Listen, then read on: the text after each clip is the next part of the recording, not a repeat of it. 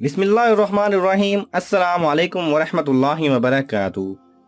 नाज़रीन ग्रामी, गोश्त खाने में जिस कदर बेएहतियाती ईद उल अज़हा के दिनों में होती है, उतनी शायद पूरे साल में नहीं की जाती। बाज़ लोग नाश्ता, लंच, डिनर तीनों में ही गोश्त से बनी ग़िज़ाएं खाते हैं और नतीजा फिर उसका ये निकलता है कि एक बड़ी तादाद मैदे की खराबी, बदहज़मी और पेट से मुतालिक कई अमराज का शिकार हो जाती है। ऐसे लोगों को मशवरा है कि बीमार होने के बाद डॉक्टर की हिदायत पर परहेज करने के बजाय पहले ही अपनी ख्वाहिशात को काबू में रखें और ईद के दिनों में एहतियात के साथ गोश्त का इस्तेमाल करें। गोश्त को रोजाना खाने के बजाय वक्फे वक्फे में खाएं और मुनासिब मिकदार में खाएं।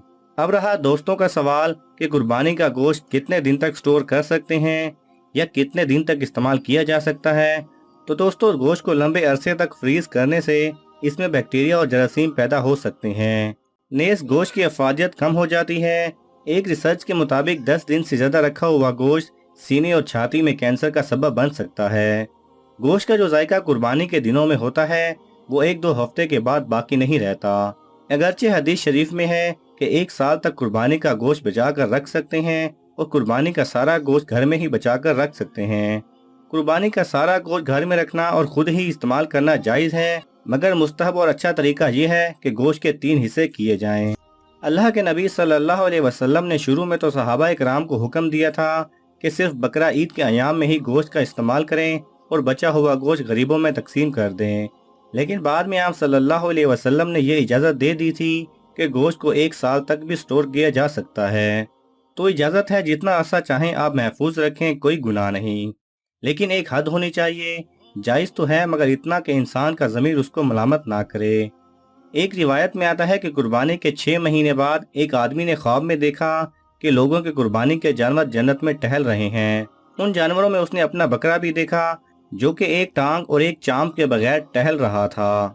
वो अपने बकरे को देखकर हैरान हो गया कि जब वो बकरा लाया था तब तो वो सही सालिम था, अब ये इसकी एक टांग और एक चांप कहाँ गायब हो गई।